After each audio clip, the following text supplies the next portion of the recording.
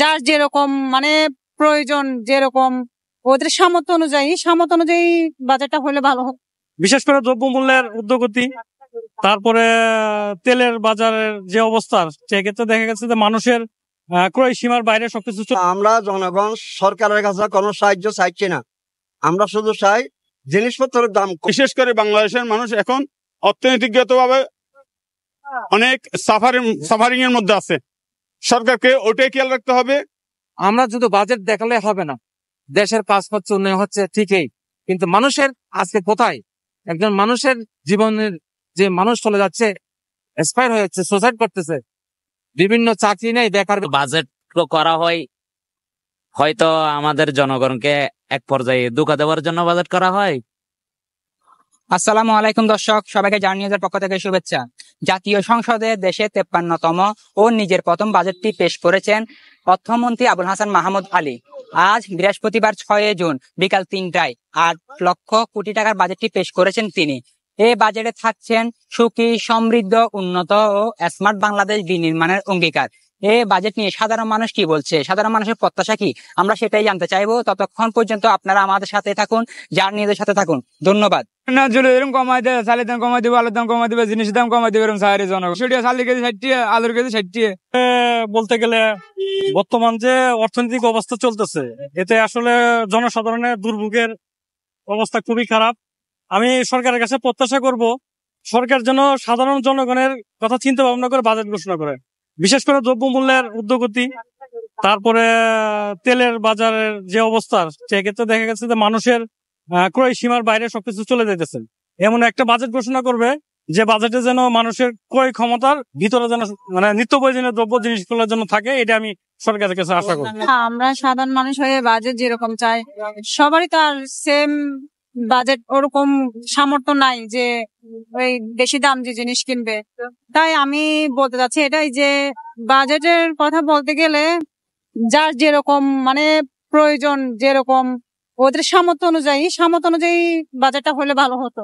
কারণ বাজেট এখন অতিরিক্ত, যার ফলে সবারই এখন পরিস্থিতি অনেক খারাপ।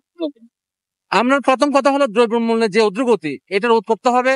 প্রত্যেকটা জিনিসের মানের চাহিদা মানুষের নাগালের বাইরে চলে গেছে, এগুলো যাতে সমীচীন হয়, এগুলো যাতে মানুষ কিনতে পারে, এই ধরনের একটা বাজেট হওয়া দরকার। গরিব বান্ধব বাজেট যাকে বলা হয়, গরিবরা যাতে খেয়ে রাখতে পারে, লেখাপড়ার মান, ছেলেদের স্কুলে পড়াতে পারছে, সে চাকরিজীবী, সে চাকরি করে, সে গাড় ভাড়া দিবে নাকি সে বাচ্চাদের কি করবে, এগুলির একটু প্রয়োজন।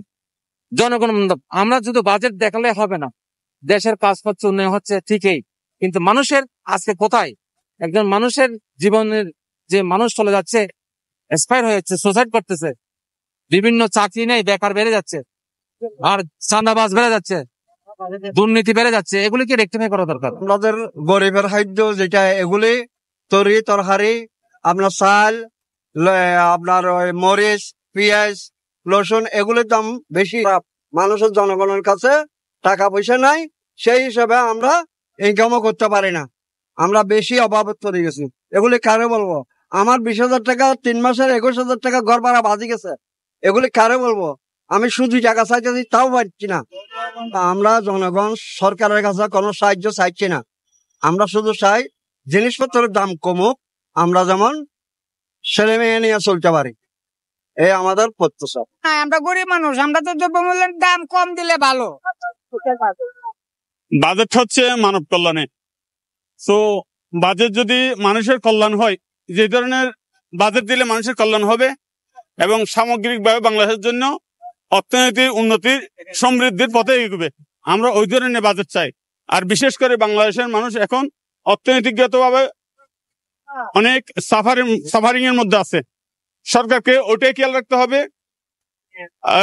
সাধারণ পাবলিক যেভাবে চলতে কষ্ট হচ্ছে, ওদের কথা মাথায় রেখে যারা বাজেট প্রণয়নকারী বিজ্ঞ ব্যক্তি আছেন, ওরা ওটা মাথায় রেখে বাজেটটা ওভাবেই কমপ্লিট করলে আমরা সবাই খুশি হব।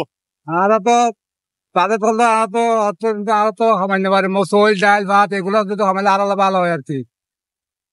আরো ভাবি আরো তো গরিব মানুষ খামাইরা খায়, আড়ালে মনে করেন দিন যদি কমাইতে পারে প্রত্যেক জিনিস কমাইলে আরো ভালো হয় আর কি, জনগণের ভালো। আমাদের বাংলাদেশের মধ্যে যতই বাজেট করুক না কেন, কিন্তু এগুলো তো জনগণের হাতের মধ্যে আসে না, জনগণের কাছে পৌঁছায় না।